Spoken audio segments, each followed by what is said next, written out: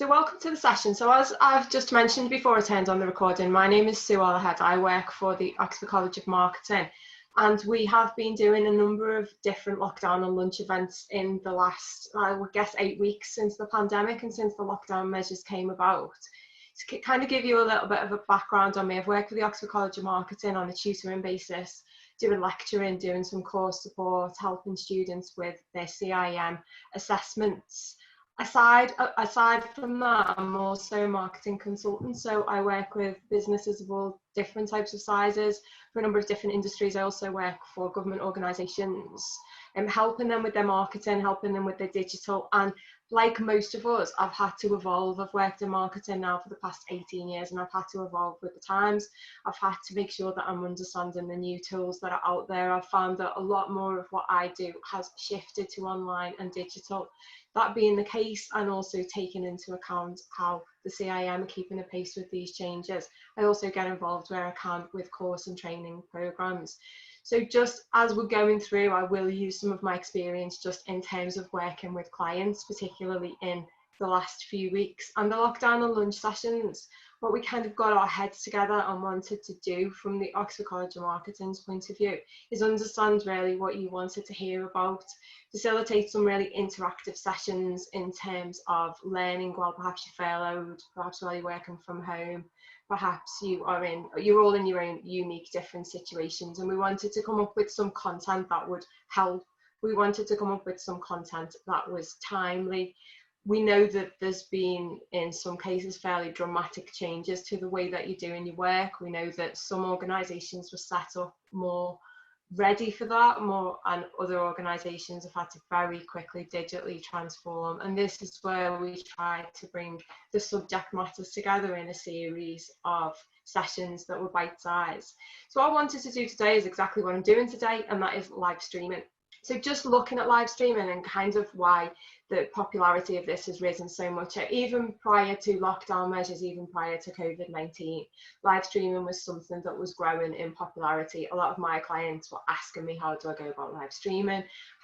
Which tools do I use? How do I measure cost effectiveness? How do I measure the efficiency of the different types of live streaming that I am doing? So just to kind of take a step back from it and understand that all live streaming essentially is just the act of transmitting live footage over the internet to an active audience. So it taps into some of those kind of consumer behaviour. It also overlaps with a lot of psychology, why it is growing in popularity. By nature, humans are curious. We don't want to miss out. We want to know what is going on. And this idea of live streaming taps into that. We also need to think about the idea that the customer, with live streaming, the customer to a certain extent is also in control. The part of the event that is happening, it's active, they're not passive in the process. And we all know all of the figures around how much more demanding, how much customers are increasing in their expectations. So again, this shows us why this as a technique is growing in popularity. Social media platforms, their advances in technology are essentially difficult to keep up with at the moment. There's that many capabilities, there's that many features being added to social media platforms to allow us to do this live streaming because they're trying to keep a pace with that. And this is something that's also lending itself. It's also fairly cheap in terms of a method that can get information right across the globe instantly. It's fairly cost effective from our point of view. So we just wanted to also think about it in the context of what is happening in the world. So it's become really important as a component from marketing success. So it's become an important piece of our integrated marketing communications overall. But in terms of since the COVID-19 and since the lockdown measures that came about because of that, we've had essentially a shock innovation. A lot of businesses have had to find ways to facilitate home working. A lot of furloughed their workers, a lot are moving their employees at home. More of us than ever before are finding that we are using the internet, and we've seen that internet hits have surged by 70% according to Forbes. So we've also had to adapt our products. So we've had to come up with ways that we can sustain our existing business levels, but also look for ways that we can survive and grow. And some of these product adaptations you're seeing right now. So the lockdown and lunch events is Oxford College of Marketing responding to that. We know that there is that appetite for virtual learning at the moment. We know that because of this shock innovation, there is a lot of organisations that are looking to kind of up their game in terms of digital marketing, up their game in terms of being able to use various platforms. We're also looking for a big sense of belonging at the moment. There's a lot happening. It's unprecedented. I don't like to use that word because it's overused at the moment, but it's something that we're trying to get used to. It's not going to be something that goes back to normal anytime quickly. So we're looking for this sense of belonging, and this is where live streaming and being part of an event is really helping. This idea of exclusivity, you are taking part in that and making sure that you feel part of a collective. And this, the number of US users watching live video on Facebook just puts it into context. It increased 50% since January. So the amount of people who've gone into that as a brand new platform. And I mentioned before that all the time, the platforms are realizing this, and there's almost a kind of scramble at the moment to make sure all of these platforms are adding in features, that adding features that are really useful to for their audiences and what the audiences want at the moment. So thinking about how it has affected me and my clients, a lot of my clients are sort of getting in touch and saying, quick, I need to get on live streaming, I need to sort of jump on the back of this, I need to make sure that we can adapt our products accordingly. What I'm telling them to do, and that I am advising anybody to do with any marketing techniques, is just understand where it fits in. If we're going to live stream, we need to make sure that it is integrated with our overall digital marketing plan, and we'll speak about how we do that as we go through some of the slides here. Essentially, if you were going through an integrated marketing planning process at any given time, you are monitoring your micro, you're monitoring your macro environment. So you're looking at all of those political, economical, social, technological, legal, environmental factors. And you're seeing as an organisation how you either recognise that there's opportunities there or mitigate against those risks and those threats before coming up with a series of digital marketing objectives. Now you can see here that I've added COVID-19. Of course, we couldn't have ignored that, and that is something that has led to some of these changes and made some of my clients and a lot of the world zoom straight to wanting to do live streaming and putting that in their digital marketing toolbox. But we need to understand that that's what live streaming is. It is part of our digital marketing toolbox. So it's really important to not only understand what we're trying to achieve with it, and there's a number of things that we can achieve with it, and we will use a couple of objective models to break that down in just a second. But this point there, second from bottom, on action. And this is always something that I'm discussing quite a lot with clients in terms of being realistic with ourselves, in terms of what we can do. What skills have we got in terms of human skills? What budget have we got? What time have we got? Who's going to be responsible for that? How quickly we can do that? And we've got to make sure that we're doing a mirroring exercise to just not kind of go gung-ho into everything. If I had money for every time one of my clients in the last few weeks has asked how I get them on TikTok, I'd be a really rich person.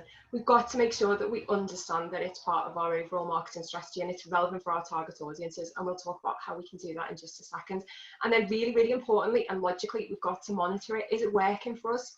There's a number of different ways to achieve any objective that we've got in marketing, and we will probably still arrive at the same destination, but we need to look back and think, are we doing it in the most cost-effective way? Or is there better ways that we could do that? Is there ways that we could optimize our processes? So just always zoom out in terms of any tactics, whether it's getting into live streaming or whether it's getting into any kind of digital marketing toolbox. Just zoom out and make sure it's part of an overall interactive digital marketing plan that in turn is also in alignment with what you're trying to do. Now, I understand that your objectives have changed. A lot of us have kind of been forced into, as we mentioned, just trying to sustain ourselves, maybe tailoring some of the growth objectives that we had before the pandemic hit, and so on. So we can take a look at live streaming in terms of what we're trying to do. So before we go into that, before we look at the types of topics and the types of content, we need to think about this idea of the customer journey. So are we using this as a digital marketing tactic to acquire new customers? And this concept of acquiring new customers, we are potentially at the top of the funnel looking to generate awareness of a product or a service. or encouraging trial. So just think about potentially live streaming a fitness exercise class. You just generate an awareness of what you do, that you're an expert in yoga, for example. You're encouraging someone to do the 20-minute bite-sized trials and so on. Perhaps you would then move on to do live streaming to actually convert the customer. Now, when we talk about conversion, just bear in mind, it doesn't necessarily have to be that you sell online. Often our students will say, I find it hard to apply this because I don't sell online. A conversion can be anything that you define it to be. It can be quite literally that through that live streaming, you encourage them to sign up for an event, you encourage them to sign up and download a prospectus, download a white paper, perhaps sign up for your email newsletter and so on. Or are you just looking to use the live streaming to foster the relationships, to build that engagement, to over time just build that loyalty with your customers and keep that brand advocacy, grow the brand overall through that tactic? So you can use something called the 5 S's, and this is a model from Chaffee and Smith. So Dr. Dave Chaffee, as you know, writes a lot in the area of digital marketing. From a kind of academic perspective, digital marketing is a fairly new subject. We only sort of have 15 years really of writing. So, and you'll also find a lot of the resources are online. So you'll find kind of the likes of Smart Insights, eConsultancy, Moz.com. There's a lot of writing that you can find there. And they have, in some cases, used new theory and in other cases, rehashed or older theory to lend itself to digital marketing. And in this case, the 5 S's acts as a reminder or a prompt really in terms of why we are doing our digital marketing. So when we're using anything within our digital marketing toolbox, we can think about what we're trying to do. Now, we by no means have to do all of these, but what it can do, like any other model, is just allow us to structure our thinking, help us to make sense of the world, help us to organise potentially a lot of activities that we've got on the desk. So you could be looking to grow sales and you could have different objectives that are attached to that. You could be looking at the moment to add value for your customers. So for example, perhaps if you offer a service, even I don't know, repairing service, and you can't get out into people's homes at the moment, perhaps you could live stream some information for that. Get closer to customers, just again thinking about the fostering of that loyalty and that engagement, building that brand advocacy. Perhaps you could use live streaming in terms of saving costs. So we mentioned this idea of cost efficiency and it being a really effective way to reach a lot of people all at once. You could use it to save costs at the moment as well, given the lockdown measures, or effectively quite a lot of the time using live streaming to just extend the brand online. So going back to that idea of people want to belong to some kind of sense of community, people want to be in control. Thinking about this idea of, again, exclusivity, that you are part of something, you're part of something that only lasts for that hour, and then once it's gone, yes, you could maybe potentially listen to a recording, but you were part of the event for the time and the duration of that. So I just want to look at a couple of examples, and there is a massive amount of case studies and success stories around in terms of larger and smaller brands that have been using live streaming across the board in terms of different objectives and achieving different goals. So here you can see an example from the Royal Opera House, and they were streaming free ballet and opera online during the outbreak. Now, we know that the sort of entertainment, we know that theatre has been hit hard. So the venue was offering behind the scenes looks behind its closed doors. And again, you can see this level of exclusivity. Again, you can see this idea of wanting to belong to something. And this was live streamed via Facebook, and they used the Our House to Your House. So again, just tapping into something that was fairly new at the time, because this was looking at trying to join people together and using that cohesive hashtag across Twitter in order to do that. We've also looked at we mentioned exercise classes just a second ago, and I can't not mention Joe Wicks and the live streaming that Joe Wicks has been doing every morning since the start of lockdown. And this taps into the idea of fitness, the idea of the customer persona are going to be, obviously at the start of the pandemic, we were allowed, in the UK, we were allowed out much less than we are now. Thinking about people being inactive, Joe Wicks was tapping into that, but really largely this was about tapping into the shock kind of customers who were shocked customers who were forced into homeschooling, include myself in that, and realising that PE, the students will be missing out on PE. So daily, Joe Wicks now runs PE, and he has integrated learning within that. He does fancy dressed Friday. And at the start of April, I think by the start of April alone, there was he had 22 million hits on YouTube. And again, just this idea of curiosity, when you see a lot of people doing it and a lot of people tweeting about enjoying doing that, as a consumer, you kind of get this fear of missing out. I want to tap into Joe Wicks potentially. I want to just take a look, want to understand. And then people are tweeting that they're doing Joe Wicks. People are on Instagram that they're doing Joe Wicks that morning again. So you're joining into that in terms of that sense of belonging again. There's another one here that was from the 8th of May. So Reading DJs were wanted here for the world's biggest live streaming event in aid of the coronavirus appeal. So they were in the local area. They were asking DJs to play their part in a dance music event and playing sets for, again, a massively large live stream event. And this is where a lot of the software have increased their capabilities in it in order to be able to facilitate that. And then there's one here that, again, through shock innovation to an industry, we know that there is restrictions on funerals, I should say. And here we can see that a Newcastle cemetery was offering live stream funerals. So for those mourners who were unable to attend because of social distance guidelines, they were given the option of watching that and live streaming that and seeing the service. Again, just tapping into this idea of the customer persona has changed. We've been forced to change our customer journey. A lot of those touch points that we are usually used to, a lot of the things that we do as routines, as ritual, has been changed drastically. And live streaming was able to help us out here. So I just want to think about the types, therefore, based on some of those case studies, the types of things that potentially your business could be doing. And we'll look at how this applies to the principles of content marketing in just a second. But again, before you dive into this, what I want you to do is always think about, is this integrated with the overall marketing plan itself? Thinking about, is this suitable for your target audience? Thinking about what it is that they are actually looking for. What do they have an appetite for at the moment? So potentially you could be looking at question and answer sessions. So maybe conversations with your audience, for example. So an example of that would be that where Experian use live video for chatting about credit, debit, student loans, ways to manage and improve scores. So they will talk you through that.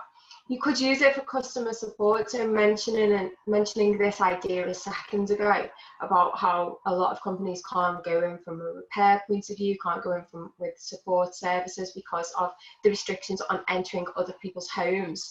You could potentially evolve to use it as customer support. So you could live stream if there was an appetite, perhaps through FAQs or through live chat, that you'd find that customers were looking to do certain things. Potentially you could tailor make some services around that. You could be creating a buzz. So we tap into this idea of not only selling, but also building our brand. If you've got special announcements, if you've got product introductions, in terms of launching new products and services, there's a lot going on with, I've got an 8-year-old son, there's a lot going on with Fortnite and the launch of the new chapter and the launch of the new season and so on. So we're seeing a lot of those sneak previews for their product introductions. We're going to see live streaming from more of those more popular gaming celebrities. I use the word loosely. So in terms of launching new products and services, again, just building that buzz, again, thinking about it replacing potentially an event that you may have had, thinking about replacing some of those offline tactics. And of course, the likes of what we're doing today. So presentations, talks, conferences, education, performances, so any kind of consuming of entertainment, so concerts, tours. We're seeing a lot of bands, we're seeing a lot of music shifting online. And if you wanted to read around a case study recently, Lady Gaga and releasing her Chromatica album, and how a lot of the touch points were removed, a lot of what the management were able to do was very restricted, and how they got around that by using the technology, by using the software. So we saw this with the Royal Opera House a second ago. You could also think about providing backstage and behind the scenes glimpses. Again, just giving us that exclusivity, putting us in control as the consumer, making us feel that we're getting something that is, we're getting something that is of value during the customer journey, or potentially interviews with different individuals, to different individuals within the company. You could maybe have coffee mornings, question and answer sessions, and so on. And really importantly, for customers and employees alike, we need to think about the concept of well-being and engagement.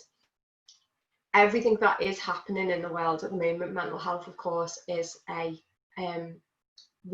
prioritised topic, and a lot of organisations have been using live streaming to engage with their employees, to check on their well-being, to make sure that they still feel involved, to make sure that they are doing okay at home, to signpost them to other support services, so just holistically looking at their overall needs.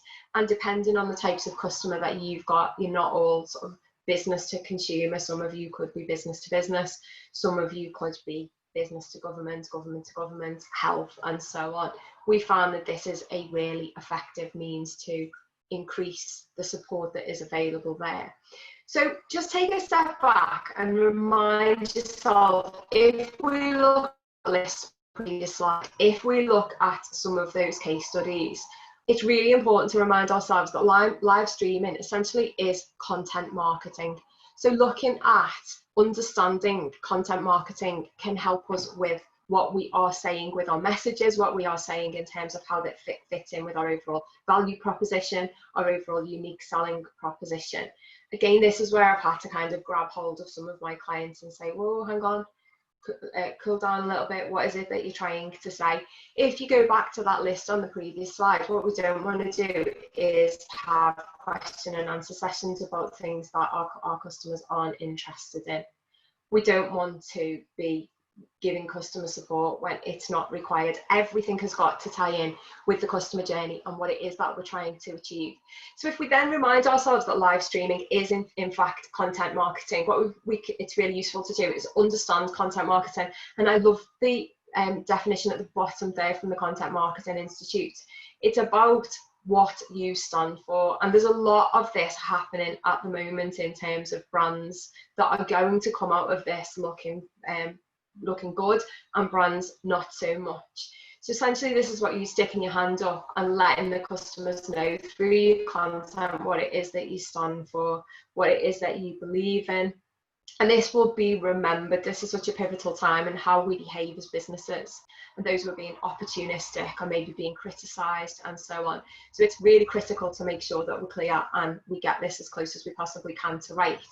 There's also another definition at the top that is the technique of creating and distributing valuable and relevant content. So this really important point about value. In order to understand how we're going to add value to the customer, we've got to know what they want. We've also got to know what's relevant to them. We've also want to know where we are trying to do this in terms of the customer journey.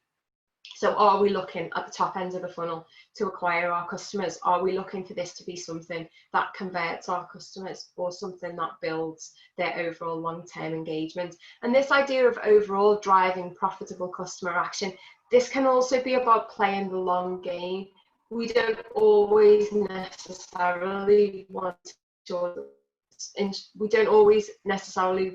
only do this for driving profit, driving sales. This could be about building long-term engagement. This could be about building that loyalty, creating those brand advocates, creating those people who are willing to close that loop in terms of feeding new customers back into the top of our marketing plans overall. So just again, to remind ourselves of some of the benefits of content marketing. Content marketing in all its forms, of course, improves all of our SEO. It improves our ranking. It helps all of the efforts that we're doing in that area. Anything that we do should be to enhance the user experience. So when we think about the customer, and we'll look at personas in just a second, the customer goes through a series of stages. Now, those stages have been very much condensed at the moment. A lot of those offline touch points that the customer can usually access have been removed. So the digital touch points that are left we have to make sure that we are enhancing them as much as we can. If there's content that we can provide there, we can help the customer, we can nurture them, we can potentially improve the level of conversions. So content is always about building brands, it's always about maintaining those relationships, but really importantly, it opens those channels of communication for feedback. And this is this idea of making sure that we're always measuring live streaming. It can improve the trust and the credibility and position brands as experts and opinion leaders. And I, as a marketeer, will watch Joe Wicks's career and where it goes to from here. So how he's used the live streaming, how he's used this popularity during this time, and how he'll use that as a kind of platform to move on to other things. And then, of course, thinking about it across the journey from improving our conversions, improving our sales, generating traffic, and enhancing the customer experience overall. So from a content marketing point of view, and the same with your live streaming, we've got to make sure that there's a certain number of qualities. Content marketing has to tell a story. We've got a story to tell. Now, that might be your primary story when you're live streaming, but it could also be the backstory. It could be what you stand for, and this is what we want to stress through this idea of it being content marketing. It can spark an emotional reaction. Of course, there's a spectrum in terms of emotional reactions. It's harder to spark an emotional reaction if you are talking about maybe animal rescue than if you're talking, it's harder to spark an emotional rescue if you're talking about maybe plumbing components than if you're maybe talking about animal rescue. So of course it depends upon your individual context, it depends upon what you offer in terms of products and service, what your industry, what those hot topics are. And this goes back to this SOSTAC marketing plan. And always looking to make sure that you are integrated. Everything that you are doing is tied to your objectives and is aligned with your overall strategy. Really importantly, we've got to build it around the audience, and something that we always stress through the teaching on content marketing, on digital marketing overall, your customers are a moving target. How they behave, what they want today will not be the same as tomorrow. Now, they are moving quicker than ever before because they're global customers. So any given time you are being compared to the best in class. Well, they can deliver it, or they can give this to me within a day. This is free, I can get cash back here, and so on. So we've got to make sure that we're building everything in terms of live streaming and content around our audiences. Where this becomes really relevant in terms of the customers being a moving target is just how quickly the world has changed in the last 2 months. If we'd buried our head in the sand, we wouldn't have been as good at being able to understand our audiences. Got to understand very quickly homeschooling became a priority for me. That wasn't something that I was worried about in, say, January of this year.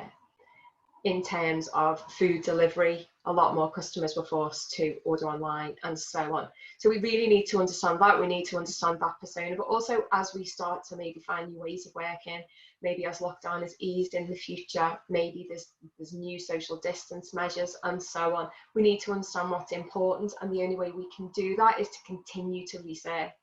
We've of course got to be original. There is a lot of content out there. We are all, as consumers, generally digitally fatigued. We get to the end of the day and there's more content online that we would like to have seen than we can possibly consume. So you've got to be original, you've got to cut through. It is increasingly harder to cut through that clutter. Just imagine yourself as a consumer and how you kind of mindlessly scroll through. And sometimes some of that content will resonate with you.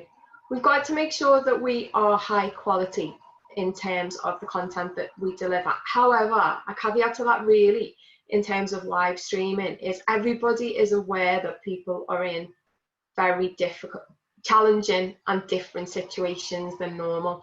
And those who are live streaming and showing some kind of human element, perhaps seeing their children run into the room, perhaps we've had sessions, virtual evening sessions, where people are all introducing their dogs to each other and so on. So we can also show that human element to show that this idea of we're all in it together, and we need to make it shareable. So this idea of making our live stream shareable is very linked to promoting it, and we'll talk about that in a second.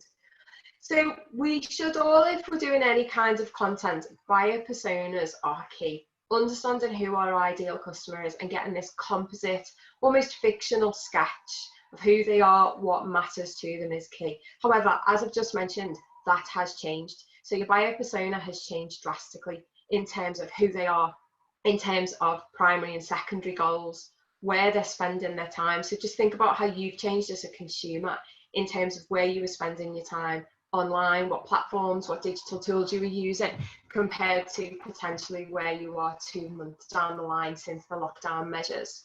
We want to think about the types of content they prefer. So is live streaming suitable for them? And again, just taking a step back and understanding this. What offline channels are they used to that have been removed during this pandemic? And is this something that you could potentially replicate? So going back to this idea of, yes, a repair person can't come into your home, but potentially you could reproduce this idea. Where do they trust? Where will they go to look at reviews? Where will they go to validate who you are from a live streaming point of view? If they're going to watch you and then take your advice, where will they look to make sure that you are validated, and so on? Where are their pain points? So very quickly through live streaming, Joe Wicks tapped into the pain points is that people are at home with their children. They were worried about their children becoming inactive. Their children were missing out on PE lessons and so on. A lot of those children, again, I speak from experience, will be heavy users of the likes of YouTube and so on. So streaming across those platforms was particularly relevant. Will those customers influence others? So yes, that's very real in terms of you watch Joe Wicks, you find it really good, you find it really useful for you. So you get on your various WhatsApp groups, whether they be WhatsApp groups with the school parents and so on, and you share that on. And you share it on Facebook and you share it on Instagram. And then we can start to think about our keywords in terms of looking at what they say. And that will help us then to construct the messages that we say back to them. This will help us to understand the phrases that persona are using, but just be aware that your persona is not the same as it was 2 months ago. Yes, we continue to build on our persona, we continue to develop it over time and research and understand how it's changing, but it has drastically changed. So people's lives have drastically changed in the last 2 months, and we need to make sure that the personas are changed accordingly. So in terms of if you are going to live stream, you understand your persona, that is something that you want to go ahead with. We've got to make it shareable. Using those 5 S's, and whether you're looking at acquisition, conversion or retention, you are aware of what you are trying to achieve with the live streaming. So what we want to make sure is that we're utilising all of our current promotion and communication channels to let our customers, to let our prospects, to let our various stakeholder groups know that we are doing this. So for example, have you emailed out to let your stakeholder groups know that this live stream will be going ahead? Are you using this on social media to give sneak previews, to give pre-register for your VIP entry and so on? We want to really prompt people, nudge people to call to action. So that could be verbal, that could be across the screen, that could be you saying so verbally. You could be saying, make sure you share this with your friends, make sure you tell your friends about this, make sure that you like us on Instagram, make sure that you follow us on Instagram, make sure that you like our Facebook business page. Whatever it is that you are looking to do, make sure that you are reminding the customer. Keep thinking about this concept of digital fatigue. We need as consumers to be led. And then thinking really importantly about the timings. Various timings will help us to understand when the live streaming will be more and will be less effective. I would also recommend that you explore any cross promotions at the moment. Again, potential for partnerships and cross promotions has changed as quickly as the world has. And potentially you could be asking your partners to promote your content, and in return for them promoting yours, in return for you promoting theirs. Any kind of synergy, any kind of businesses that you could work well with, whether you could bring any businesses in for Q&A sessions. Potentially, if you're in the B2B sector and there's a lot of intermediaries, there's a lot of suppliers, maybe you can talk in this way to help your clients through with live streaming.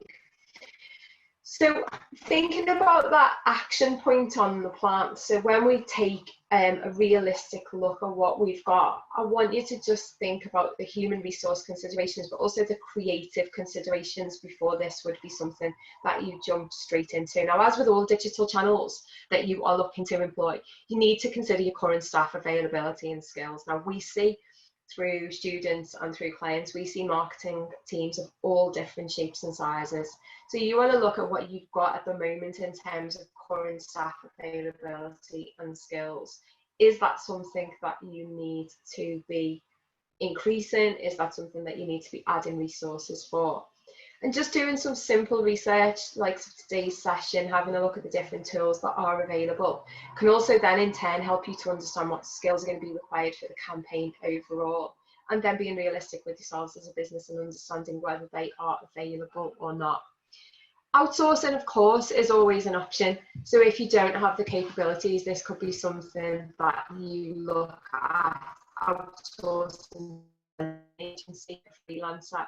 Also think about any tools that you are using. Is there any setup costs? There is a lot of free tools around, there is a lot of trials, but it's going to depend upon the volume of activity, the volume of users, the number of people who are operating the software, in terms of whether that will cost, and also media costs. So think about this idea of filming. Yes, it might be something that you're just going to do off an iPhone. We need to consider such things as lighting. We need to consider such things as permissions and looking at overall the creative costs. And then of course, any kind of integration with our current platforms, any kind of redirecting our resources. So if we are using our in-house marketing team, thinking about what we are disrupting in terms of ongoing services in order to pull them into doing that live streaming, where we are sort of taking from as an area and how we then would fill in those blanks. And then perhaps you would be using scheduling tools, so scheduling tools such as Hootsuite and so on, to push out your message. And thinking back to that slide where we looked at all of those different ways that you can make it shareable. Now, I just wanted to give some live streaming tools for beginners. We couldn't really go through all of the tools because we'd be here for probably the rest of the day. But just thinking about the inbuilt ones that are on social media, they are available to help you live stream, even directly from your phone in some cases. And as I mentioned at the start, these are adding additional and new features all of the time. So Facebook Live, Instagram Live, the likes of Periscope, YouTube Live, and so on, have all got a massive amount of capabilities to help you there. What I would suggest is there is a raft of resources essentially in terms of blogs, in terms of pros and cons, in terms of comparing different research tools, whether they are the free versions, whether they are the paid versions, and so on. And that will help you to decide. There is no one size fits all. Choose one that is suitable for you, suitable for your target audience, that you feel comfortable in terms of your resources and your skills. There's also tools such as what we're on now, as Zoom, Microsoft Teams, that would come more under the umbrella of conference video calls, webinar tools, and again, there's a massive amount of those, and we can see how very quickly Zoom cornered the market when the lockdown measures and the home working did increase. Whereas we've got maybe Skype, we've got Microsoft Teams as well that are in the background and are chasing them as a competitor. YouTube will let you stream live, I believe, at the moment, but you need to, not YouTube, sorry, TikTok will let you stream live, but you must have built up to 1,000 followers. So again, if this was your target audience, if this was something that you were thinking of exploring, that could be relevant for you. So the final thing and the most logical thing that I really want to mention, and apologies, it's a little bit, it's unclear on the slides. I wanted to use an example of a model from Jay Bayer, so the 4 metrics buckets. When you were looking at your live streaming, there's a kind of something can happen where you live stream, you get to the end of it and you say, well, that was good, but we don't really know if it worked.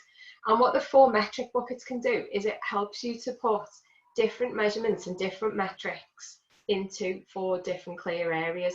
So we could look at our consumption, we could look at how many people viewed it, we could look at how many people left it halfway through, we could look at how many people followed through in terms of clicking on our website traffic, how many people commented throughout. And this is really important through live streaming, and you'll notice, to use the same example again, you'll notice that as Joe Wicks is live streaming, he'll be saying hello to all of the people, not all of them, sorry. He'll be saying hello to people across the world, hello to John in Australia who's watching, and so on. So again, this gives us that individual element, and we want to see who is so moved that they're engaging with our live streaming. But then to the right there, we also want to measure who is then sharing that. So the social impact, who's liking it, who's sharing, who's registering, and so on. And then at the bottom, we've got more of these kind of lead generation and sales metrics. So if we go back to this idea of really understanding what we're trying to achieve with our objectives, at the bottom, if we know that we are looking for newsletter sign-ups, we are looking for sales, we are looking for customer spend to increase, we are looking for downloads of a white paper and so on, we're looking for course inquiries, here we can actually take the live streaming directly and measure it against our lead generation and our sales metrics. What I would suggest is set this up at the start of your live streaming and set up a suite of metrics essentially, because what this will also help you do is to direct your resources and understand it doesn't really work in terms of sales, but it really helps us in terms of engagement. So understanding really importantly then the role that it plays within the customer journey, but keeping in mind always that this will change, this will, as with all customer journeys, this will evolve over time.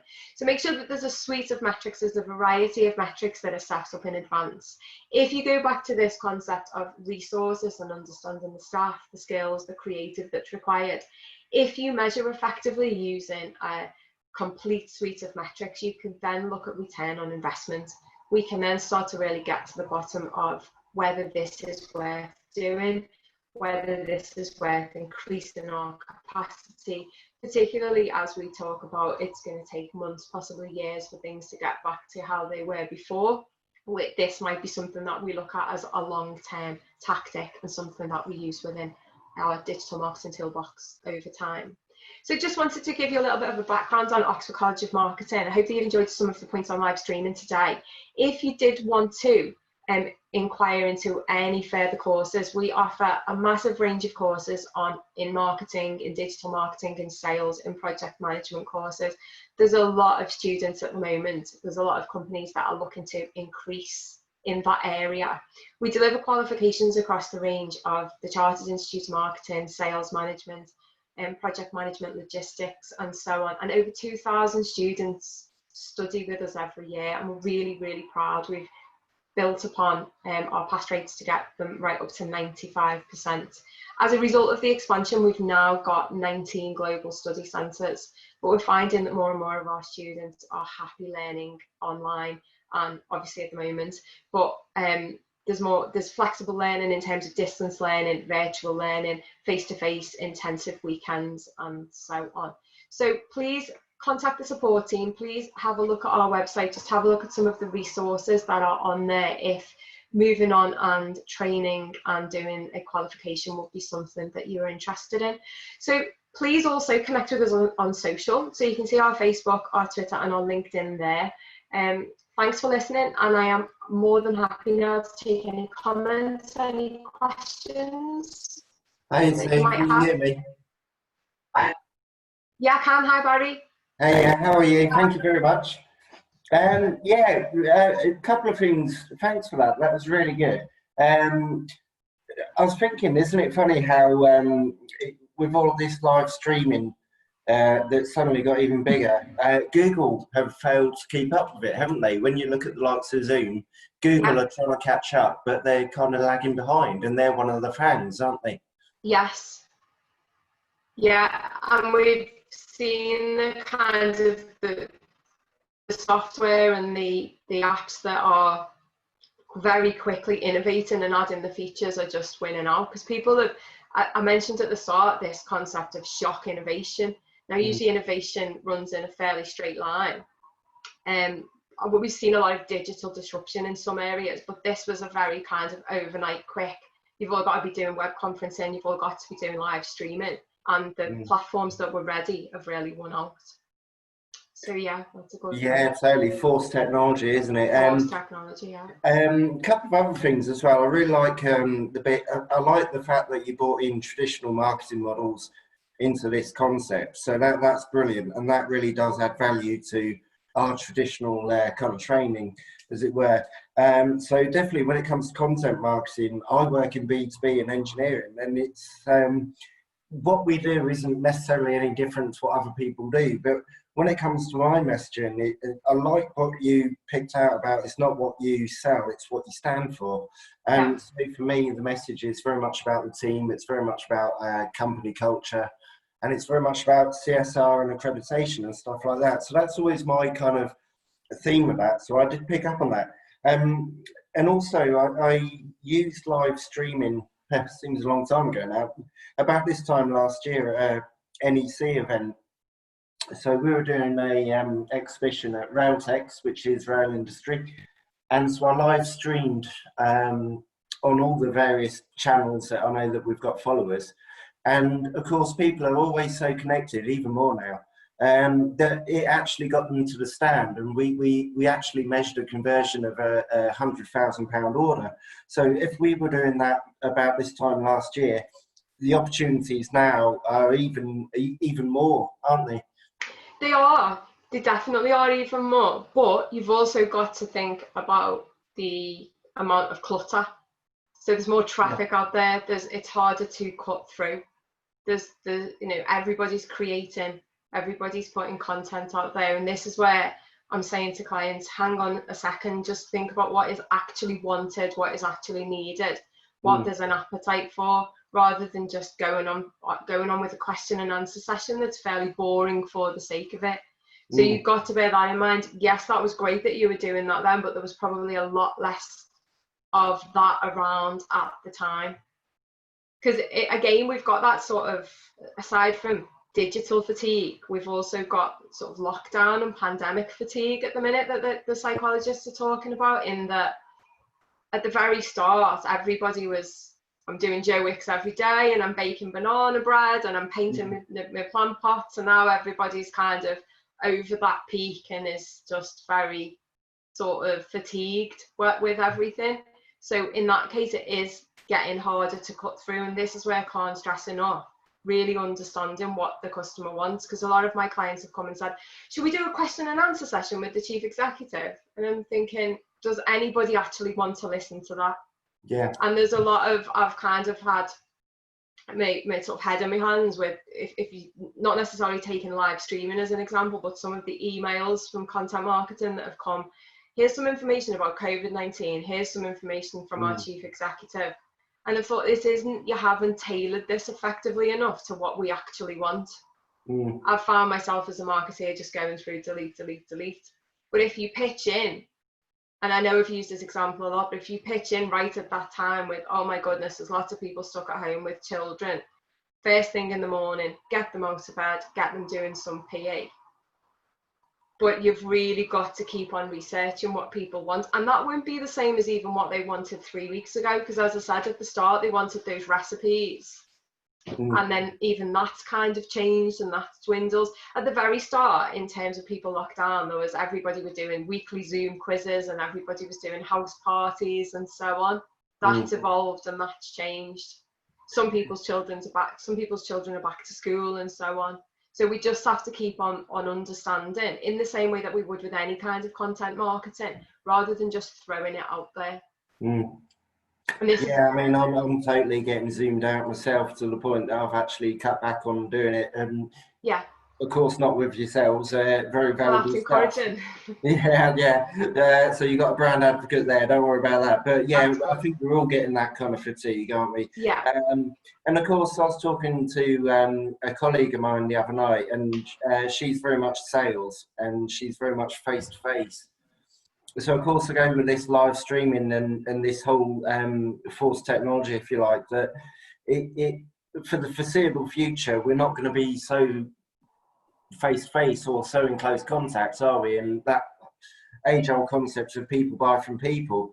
And I was talking to my colleague about, well, it's going to change, and of course, live streaming is one way that I think the traditional sales sit down and talk to people thing could evolve, you know. Yeah, I mean, yeah, it's forced technology and the shock of the innovation, but this is something that we often talk about in lectures, in that some smaller businesses and B2B will, I don't want to say have that kind of, they'll have almost like a complacency that yes, the digital channels will play a role, but there'll always need to be that deal done on the golf course or that deal done over lunch. Aside from the pandemic and aside from lockdown measures, that will change. It might change slower for B2B than B2C. So B2B might lag behind, but it will change because the digital natives will be coming through and working in those B2B channels. And customers, B2B and B2C, picture them like a water leak. They will always find the quickest way. If there's an easier route, and you see all of this sort of research around the fact that less millennials want to talk on the phone and meet face to face and so on. So I feel as though the lockdown has been useful in some respects to that type of business, because it has shown them there's a different way, but it's had to do it in a forced manner. Yeah, and I've seen just this morning, we've got an online store that sells parts and widgets, if you like. Online sales are going up. Yeah. So that there's a shift there. So again, not so much questions, but more thank you for that. And it's certainly given me something, because I'm currently putting a strategy together to phase back in and where we next go with all of this kind of stuff. So everything you're doing is helping me. I always say I've got to take it back to the real world, and all these content courses do that. So yeah, just thank you for me, and it's all fascinating stuff. I'm glad you found it useful. And just as you say, as we climb out of this, whatever that looks like, if there's any pain points, it's about looking at live streaming and looking at those digital tools that are available in your toolbox and seeing if they can help the customer, but not and starting with the customer at the heart of it, rather than starting with what you want to say and just blasting it out to everybody, because that's where I think we've seen sort of a lot of content that's quite irrelevant from some. Yeah, no, it's good stuff. it's people are wary as well, because nobody wants to come out of it looking bad. Nobody wants to look as though they were trying to be too opportunistic and trying to make sales during a bad time and so on. So you have to, as you say, from a kind of transparency point of view and from a CSR point of view. But this is where we've seen the flip side of that is people saying, you know, support your local business as we come out of this. That doesn't stop the kind of bumper to bumper queues that we've seen from McDonald's in the news in the last couple of days. But there's ways that there's ways that we will be remembered for how we act or feel during this time, because it is such an unusual time. I was talking to somebody last year, again a long time ago now it seems, but she was saying to me, we consumers don't expect to see an environmental policy and what you're going to do. We just expect your packaging to be environmentally friendly. Yeah. And this is, I think this is where we're at now, isn't it? And we think about awards and all that. You know, I mean, I've won many awards a couple of years ago. It got a bit silly, but it's like, well, we're now getting to that psychology of we don't care about that kind of arrogance almost, do we? In many ways, it's a good thing. We're going to be more human out of it, I think, and actually give credit to the people, the unsung heroes, if you like. So there's a big shift at the minute. I think what you're talking about in some respects as well is called, and you might want to read around this, it's called a threshold competence. And it's this idea that we have a standard as a customer, that we don't want to read into the intricacies, as you say, of your environmental policy. We just want you to not damage the environment with the box that you send, because that's my threshold competence. Maybe again, things have changed in the last 8 weeks, but your threshold competence is even changing with regards to deliveries, that you find yourself kind of scowling if you're going to need to wait a week, because your threshold competence has come that you expect free delivery and you expect it to be next day. And it's this idea that because the customers are so able to see such competition, and they're in control, and they're in control from the comfort of their own home and phone, and they're online all of the time, they can see this vast landscape. So very quickly the standards increase all of the time. Well, why don't you take PayPal? Well, why don't you deliver next day? Because they've seen the examples of the people who are doing that. Yeah. And a couple of things. I mean, we do next day delivery, working day delivery, up until ordering 10 o'clock at night, which is pretty exceptional actually. And that's me working with my supply chain to get that to happen. But from a consumer point of view, for me, I've diverted away from the big supermarkets, dare I say it, because I just can't get that delivery. Mm-hmm. And I live in the Midlands, but I found somewhere in Devon an organic farm, and if I order it, they sell everything, and I'm prepared to pay a little bit more, and they'll deliver it in a couple of days. And no supermarket can do that at the minute for me. So, you know, that's shifted my consumerism. That as we come out of this, I'm thinking, well, actually, you know, supermarkets are hiking prices up but not delivering. And yet I can go to an independent organic family-owned farm and the quality is better actually. And the service time is better as well. So, you know, it's all a game changer at the minute, isn't it? Yeah, but if you'd never been forced down that road, if you'd never had the struggle to get those deliveries, that might not have happened. Again, it's just that shock of the shock innovation for you, even as a consumer. But yeah, it's we're completely different than who we were 8 weeks ago. Yeah, and it's really interesting. Is there any other questions or comments at all? Just being mindful of the time. No, I'm gonna shut up. Any other questions at all before we close for the day? Brilliant. Okay, well, thanks again for spending this hour with me. It will be available as a recording if you did want to review any of the session material, but just check in as well to the rest of the sessions. We're going to keep putting on these sessions. If there's anything that you feel in particular that you'd like to have sessions around, you'd like to talk about in more detail, feel free to email us, feel free to get in touch with us on social media. We'd love to have your feedback in terms of what you would like to chat about, what's relevant to you, what you need some help with. And I hope you enjoy the rest of your day. Speak to you all soon, everybody. Bye.